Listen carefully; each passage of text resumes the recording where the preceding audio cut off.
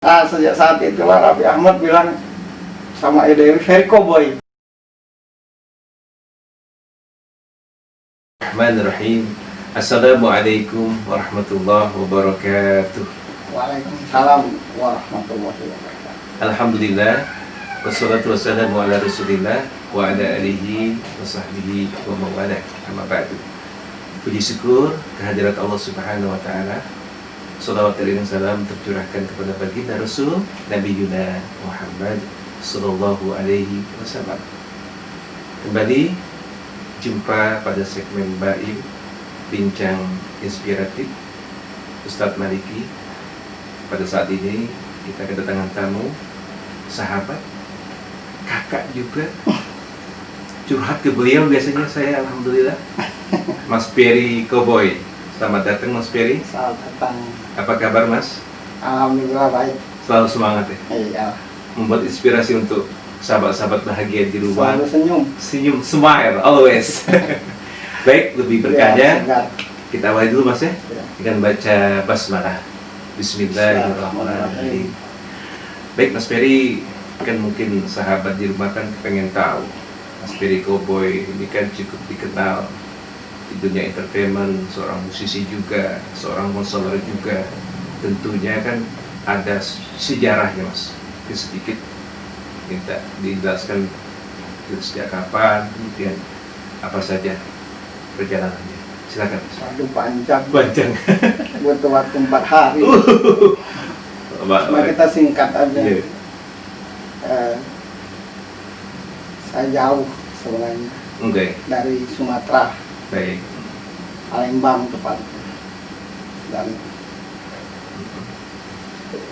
kebetulan saya dititipin oleh Tuhan kemampuan untuk melihat dan merasakan apa yang orang lain rasakan. Nah, dari situlah awal perjalanan. Tapi panjang itu, kadang dibilang begini, bilang begitu, dibilang spiritual, dibilang paranormal, Banyak asumsi ya. dibilang penerawang, Oke. dibilang dukun. Nah, ada yang memuji tapi lebih banyak yang menghina sih. Luar biasa ya Mas Peri. Cuma saya entah kenapa dari kecil itu saya selalu komen Oke. itu komen dari itu dari saya belum menikah sih. Kemampuan itu dari kecil, boleh dibilang dari kecil. Dan saya tidak pernah menyerah. Oke. Karena yang saya rasa ya itulah keahlianku. Karunia ya. Itulah karunia yang diberikan Tuhan, dan itulah yang saya kuasai, yang saya bisa. Walau awalnya saya nggak percaya diri, saya tetap komit untuk menjalani ini dengan segala macam tantangan, sampai akhirnya tahun 2009 saya hijrah ke Jakarta. Hijrah. Hijrah ke Jakarta, bawa istri dan anak. Saya punya anak 2, Dewa Dewi namanya. Menarik juga ya, kembar ya. Nah, dari situlah awal cerita hidup dari situ. Oke. Dari situ. Saya ikut seseorang, dan saya boleh dibilang selalu kasih masukan buat orang yang ngajak itu. Tapi saya juga mohon izin untuk mengembangkan diri. Oh, oke. Kebetulan saya suka musik, saya senang nyanyi. Nah, dari situ saya berjuang mati-matian dengan segala apa yang dirasa, baik itu yang menyenangkan, yang paling banyak menyedihkan sih. Cuma saya selalu berjuang, selalu fokus, selalu yakin bahwa apa yang Tuhan buat, apa yang Tuhan titipkan itu pasti ada guna dan hikmahnya. Tinggal kitanya saja yakin tidak. Dan saya punya keyakinan. Pada akhirnya sampai suatu hari saya diundang di sebuah stasiun TV. Oke. Ada acara Mata dan Hati itu namanya. Sampai sekarang Alhamdulillah. ada jalan itu. ya diberi jalan lah karena Diberi kemudahan Iya. ya, karena ada komitmen dari Mas Ferry ya, tadi ya, kesungguhan yang luar biasa ya, karena tidak akan jadi sesuatu kalau tidak sungguh-sungguh. Dan sungguh-sungguh itu bukan di ucapan, tapi di aplikasi, di wujud. Walau kadang tidak ada dukungan sedikit pun, tidak peduli. Makanya buat sahabat-sahabat, buat teman-teman yang di luar sana, kalau kau punya keahlian apapun bentuknya, yakini sungguh-sungguh dan tetap jalan apapun keadaannya. Pasti pada akhirnya diberi Tuhan jalan. Itu sih. Baik. Artinya perjuangan Mas Ferry sampai dengan dikenal oleh masyarakat banyak melalui media TV kan cukup panjang, Mas ya. Tadi disampaikan ya suka dukanya luar biasa. Tahun 2016 apa 2015 sih kayaknya mulai di TV ya. Ya. Masih hangat ya, insya Allah sampai saat ini ya. Luar biasa Mas Ferry. Nah kemudian tentunya Mas, di sekitar kita kan ketika kita masih berjuang kan mungkin orang tidak terlalu banyak yang memperhatikan kita, betul kan? Mungkin keluarga kita pun mungkin masih sebelah matang ya kan. Nah ketika Mas Ferry sampai puncaknya itu bagaimana Mas respon sahabat, keluarga dan sebagainya terhadap Mas Ferry yang saat ini, yang dari orang biasa tidak dikenal terus jadi terkenal? Ya, responnya sangat baik sekali, sangat baik sekali. Baik itu, terutama keluarga sangat baik sekali. Cuma apapun yang saya rasakan sebelum sampai ke saat ini, saya jadikan acuan sih. Oh, positif ya? Iya, saya jadi motivasi, jadikan motivasi. Jadi ketika misalkan siapapun yang di luar sana sih, yang misalkan yang diejek, yang disepelekan, yang dipandang sebelah mata, saya selalu nggak dendam sih, nggak sakit hati, nggak kecewa, tapi tunggu saya akan buktikan bahwa saya bisa di ruang lingkup ini. Jadi semangat, jadi pecutan juga ya. Justru di situ tantangannya kan kebanyakan kita kan kalau kita tidak didukung, kalau kita disepelekan, kalau kita diremehkan kan jadi sakit hati, malah putus asa. Nah, saya terbalik. Sebaliknya ya? Iya, respon orang yang kurang baik terhadap apa yang saya kerjakan itu saya jadikan tekad untuk ya Allah beri saya jalan biar saya bisa membuktikan. Oke. Nah dari perjalanan tentunya kan saya juga pernah dengar Mas Ferry ya kan, dulu di awal-awal di Jakarta kan pernah diundang ke istana juga Mas Ferry. Gimana ceritanya Mas? Sampai bisa diundang ke istana itu kan sebuah prestasi yang luar biasa kan. Gak gampang loh. Itu tahun berapa? Tahun berapa Mas? Lupa. Cuma itu ya karena itu tadi aku jadi gini, sampai kepada perjalanan itu karena akhirnya saya dianggap kan karena kemampuan ini saya dianggap saya banyak disebut lah paranormal lah, penasehat lah. Nah dari dulu tuh saya siapapun yang mau konsul, mau curhat, saya ladeni aja dengan ridho dan tanpa ikhlas. ada ya kadang tendensi kan? Kadang cuma dikasih rokok, kadang cuma dikasih makan, kadang nggak sama sekali. Tapi saya senang aja melakukannya.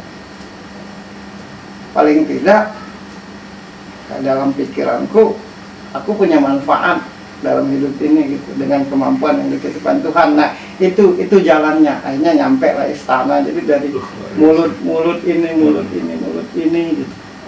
Karena saya itu kalau orang konsultasi nggak pernah pilih-pilih gitu. Siapa aja ya? Mau itu orang yang berduit, mau itu yang nggak berduit gitu sih. Jadi nyampe lah tadi yang ke istana tadi. Iya. Itu bagian dari jalannya seperti itu. Story-nya ya, ya. Luar biasa. Artinya kan ketika Mas Ferry di awal kan mungkin orang masih sebelah mata, punya asumsi masing-masing, kemudian sudah sampai ke istana itu paling nggak sudah bisa memperlihatkan. Tadi kan Mas Ferry selalu positive thinking kan, Iya. nih gue udah bisa nih ke istana, walaupun tidak menyebut tapi paling nggak kan. Oh iya ya, itu orang yang menilai. Value dari orang ya. Oh udah nyampe sih dia. Udah Itu yang amazing Mas Ya, Ferry. jadi saya malah sebelum saya di TV, Oke. orang di sekitarku nggak percaya bahwa aku nyampe sini nyampe situ. Cuma ketika aku udah di TV itu baru, oh benar apa yang dia katakan. Saya juga nggak saya laporin saya udah nyampe mana. Sampai pokoknya Tapi tahu sendiri kan aja. gini. Gimana? Track record itu kan nggak bisa bohong. Gitu. Betul. Value, Value. ya, portfolio. Iya, Gitu. portfolio Jadi, kita. Iya, jadi ya itu tadi, misalkan Pak Ustadz nanya ke aku mah dengan senang hati aku berikan apa yang aku bisa sesuai pertanyaan Pak Ustadz. Nanti Pak Ustadz cerita ke siapa. Nah dari situlah akhirnya nyampe ke situ, Referensi. bahkan nyampe ke TV. Alhamdulillah. Cuma berat untuk begitu tuh, perjuangannya. karena kita kan butuh makan, anak istri butuh uang. Kita kadang kalau ketemu orang belum tentu dapat uang gitu, apalagi di ruang lingkup pekerjaan itu yang dibilang paranormal atau apa, belum nanti ada yang bilang ini mau belinya aja kan gitu. Tapi gua mah ridho aja. Apakah pokoknya yang penting kita berbuat. Yang penting Allah tahu lah Iya, niatku niat itu. ya. Baik. Nah, kemudian kan Mas Ferry kan punya inisial Mas. Kok bisa dipanggil Mas Ferry Cowboy? Nah, itu sejarahnya gimana itu? Setelah itu saya diundang di sebuah TV, sebuah stasiun TV. Pada waktu itu kalau nggak salah yang jadi bintang tamunya Arsanti. Asanti. Ya Arsanti ya, istrinya Anang ya. Oke. Nah waktu itu acara itu dipandu oleh Raffi Ahmad sama Ayu Dewi. Oke, hostnya ya. Karena aku suka musik, Oke. aku tuh suka pakai sepatu buat cewek, Hmm. terus suka pakai topi. Nah begitu dipanggil, wah ini sepertinya kayak cowboy ini lah gitu. Oh. Nah sejak saat itulah Raffi Ahmad bilang sama Ayu Dewi, Ferry Cowboy. Oke. Ini sejarahnya. Karena sepatu dan topi. Sepatu cowboy, kemudian Ya. pakai aksesoris topi Topi. yang untuk cowboy ya. Iya. Nah sejak itu aku dipanggil Ferry Cowboy. Mereka yang bilang makasih buat Raffi Ahmad dan Ayu Dewi udah ngasih Ya, nama. Mas Raffi dan Mbak Ayu ya. Iya. Jadi paling tidak kan itu kan tidak ada yang kebetulan lah istilahnya kan. Enggak. Karena aku Nge-branding. suka pakai sepatu bot dan topi, makanya disebut Ferry Cowboy. Itu sih. Nah kemudian apa, dan Mas Ferry juga kan artinya kan banyak orang yang berasumsi yang tadi bilang kan. Cuma kan kalau aku secara perspektif agama kan melihat Mas Ferry itu the gift ya, anugerah, al-akhtar kalau dalam agama itu Mas Oh. Ferry, orang yang terpilih. Oh, Kan dari sekian juta orang kan belum tentu satu. satu orang terpilih itu kan ya apa yang Allah kehendaki kan. Tentunya di sini kan aku mungkin lebih apa tepatnya itu sosial psikolog, membaca karakter, minatan bakat. Nah ini kan sebuah yang anugerah yang besar Mas. Tentunya Nanti Baim banyak orang yang bertanya ini. konselor ya, tentunya konselor. Ini nggak bisa Pak Ustadz, kan ujung-ujungnya mana Ferry Cowboy? Ah, iya. Ke Mas Ferry banyak kan. Ya lewat sini dong. Iya betul, tentang manajemennya nanti kan. Baik, nah dalam apa selama pengalaman ini dari kalangan siapa saja Mas Ferry biasanya konsul ke Mas Ferry? Masyarakat biasa, orang-orang politik juga, Ada ya? artis juga, universal sih. Luar biasa ya. Iya, masyarakat biasa, para artis kadang adalah, terus orang-orang politik, Tokoh ya. tokoh politik. Pak Ustadz aja suka curhat. Iya, saya suka curhat juga ke Mas Ferry. Nah, yang jadi ini tuh Mas apa biasanya kan ketika mereka ingin konsul itu kan kita nyiapin materi kalau dalam seminar atau workshop. Saya perhatikan Mas Ferry itu kayak spontan saja tuh gimana Mas? Iya ya, jadi gini. Cuma aku nggak tahu ya, itu teman bilang. Cuma aku tuh kalau dia tiap ketemu orang, sebenarnya jujur aja nggak ada persiapan apapun. Gak ada ya? Kadang jangankan mempersiapkan materi, orang yang mau curhat aja aku nggak tahu itu siapa. Iya. Cuma Mas Ferry ada yang mau curhat, iya udah gitu aja. Nah itu tuh kayak apa ya, kayak ada bacaan gitu, nah kayak ada tulisan, jadi gue tinggal membaca aja.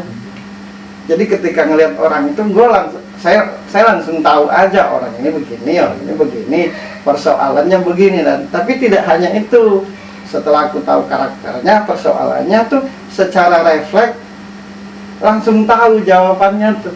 Jadi aku tuh kayak baca teks. Oke. Teks pertama menceritakan siapa yang mau curhat, karakternya gimana, segala macam itu. Yang kedua, titik persoalannya kadang walau dia tanpa cerita aku tahu.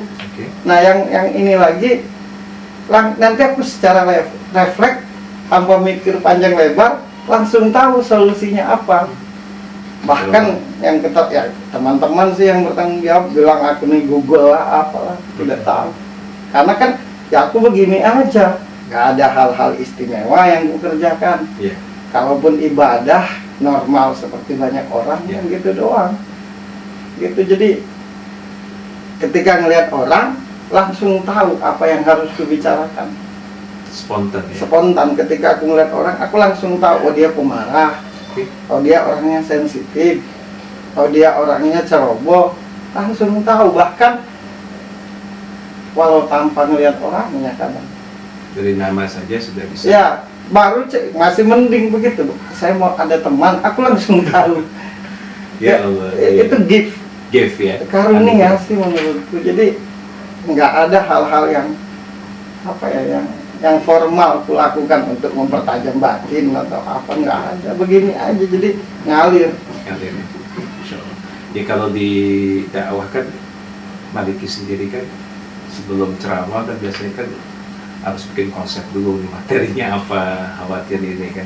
Kalau Mas Ferry kan memang secara spontan kan dapat, itu tadi yang dikatakan gift tadi kan, anugerah dari Allah Subhanahu wa Ta'ala. Nah tentunya untuk menjaga ini apa Mas prinsip? Mungkin ada apa ya istilahnya itu kunci-kuncian lah ataupun poin-poin sehingga tetap Allah titipkan selalu ke Mas Ferry. Kan nggak gampang loh Mas. Tidak, sebenarnya gini, semua orang punya kelebihan. Titipan dari Allah kan. Yang ngejaganya itu tetap berhati baik sih, berniat baik sih. Niatnya baik gitu. Jadi kalau misalnya ditanya kok pintar ngejawab, ngerti ngejawab atau tajam, aku tuh berusaha dari semenjak aku tidur sampai bangun tidur tuh untuk bawa manfaat. Nah itu aja sih manfaat. Karena gini, mohon maaf tapi sebelumnya, aku yakin semua orang rajin ibadah. Aku yakin hampir semua orang rajin berzikir, rajin puasa. Tapi aku belum yakin bahwa semua orang itu punya niat untuk mau manfaat. Lebih ke ini ya. Iya, karena kan katanya di agama itu entah ayatnya apa, sebaik-baiknya manusia bermanfaat. Ada hadis. Apa itu Pak? Hadisnya itu khairun nasi anfa'uhum linnas. Ada sebaik-baiknya kalian manusia adalah orang yang bisa memberikan manfaat kepada manusia yang lain. Ya, jadi kalau ditanya kiat-kiatnya apa, harus selalu berhati baik sih. Ini bersih hati ya. Iya, selalu berhati baik. Jadi ya seperti tadi, jangankan respon orang baik, respon orang buruk aja ku jadikan semangat. Positive thinking ya. Ah lo sesat, ah lo bohongin, ah kamu begini, nggak menjadi nyerah, malah tunggu ya akan kubuktikan bahwa aku bisa bawa manfaat gitu. Nah jadi berhati baiklah dalam setiap saat. Allah pasti menuntun dan melindungi. Yang berat itu kan itu, yang mungkin susah untuk dilakukan. Dan aku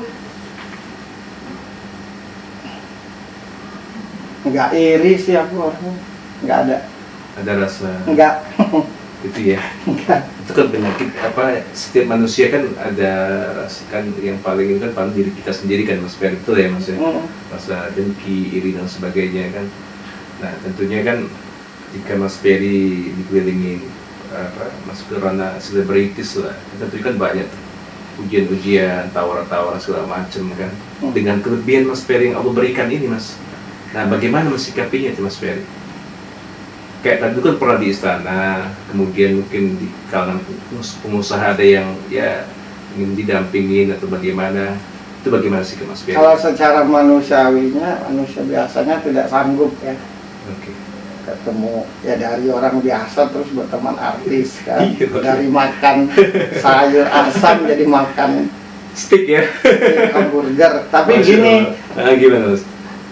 saya selalu menanamkan dalam hati itu bahwa apa yang saya bisa ini titipan Tuhan, dan kelaknya itu akan diminta pertanggungjawaban. Nah karena itu aja, jadi kadang rasanya pingin nakal, kadang rasanya pingin begini, tapi aku ini sesungguhnya tidak bisa apa-apa kalau tanpa titipannya. Oke. Jadi supaya titipannya ini tetap ada padaku, ya aku harus menjaganya. Itu aja sih patokannya. Ya Allah, aku tidak mampu menghadapi godaan, aku tidak mampu di keadaanku yang sekarang, mungkin yang dulunya gimana, sekarang gimana, mohon lindungi. Jadi sadar akan bahwa bahwa apa yang ada di kita itu titipan Allah. Nah itu aja sih yang buat aku jadi, Masya Allah. iya, Bicara hakikat sudah itu. orang tidak akan jadi sombong kalau dia sadar akan kemiskinannya dulu. Oke. Kan gitu aja. Jadi nunduk ya, lihat ke bawah dulu ya. Ingat asal. Baik. Oke, Mas Ferry, ini mungkin apa inspirasi yang luar biasa ya bagi pemirsa. Tentunya untuk memberikan motivasi yang lebih jauh, Mas, kepada masyarakat ataupun kepada pemirsa di rumah. Apa Mas yang bisa diberikan sehingga dalam kehidupan ini bisa terhindar dari sakit-sakit penyakit hati tadi, sehingga kesuksesan itu betul-betul sesuai dengan arahannya, Mas? Pertama, fokus Oke. dari tiap apa yang dicita-citakan, karena setiap orang punya keahlian, setiap orang juga punya keinginan. Untuk sampai ke sana fokus, komit, sungguh-sungguh. Yang kedua, apapun posisi kita di dunia ini, bawa manfaat buat alam ini. Yang ketiga, yang paling penting, ingatlah kepada Tuhanmu dimanapun engkau berada. This point ya. Insya Allah. Jadi kalau orang ingat akan Tuhannya dimanapun berada, ucap, hati dan tingkah lakunya Sesuai ya, pasti tertuntun. Baik. Itu aja. Sama mungkin adab dan akhlak ya, Mas ya. Ya akhlak itu tidak akan bisa terwujud kalau lupa dengan Tuhan. Poin. Jadi ingatlah Tuhanmu dimanapun engkau berada. Dalam keadaan apapun. Dalam keadaan apapun. Ya biasakan orang ketika Allah berikan ujian yang kesusahan kan mungkin orang lebih gampang merapat kan. Boleh nggak aku jelaskan lagi ya? Ingat Tuhan. Oke. Dengan cara sholat. Ingat Tuhan dengan cara sedekah. Oke. Ingat Tuhan dengan cara pergi haji. Jadi ingatlah kepada Allah setiap saatmu dengan sungguh-sungguh. Pasti engkau tertuntun, terlindungi, dan bisa bawa rahmat. Baik. Kalau bahasa kasarnya, kalau misal ditanya lagi, dunia ini jadi masalah karena banyak yang lalai sama Tuhan, yang lupa sama Tuhan. Itu aja. Iya, itu aja Pak Haji. Didoain dari Pak Haji, alhamdulillah, amin ya Allah. Ya, kan? Baik, Mas Ferry. Bincang-bincang luar biasa, Masya Allah, menjadi inspirasi buat kita semua, sahabat-sahabat bahagia di rumah. Tentunya poin tadi disampaikan Mas Ferry sangat gamblang. Yang paling utama adalah jaga hati, kemudian bersungguh-sungguh, karena dalam mahfuznya dikatakan menjadda wajada, barang siapa yang sungguh-sungguh maka dia akan dapat. Mudah-mudahan pertemuan ini Allah berkahi. Terima kasih Mas Ferry atas masukannya kepada kita semua. Mudah-mudahan membawa rahmat bagi kita semua. Tentunya kita bisa aplikasikan dalam kehidupan kita sehari-hari. Kita hari jumpa kita dengan sama-sama baca hamdalah. Alhamdulillahirabbil alamin. Assalamualaikum warahmatullahi wabarakatuh.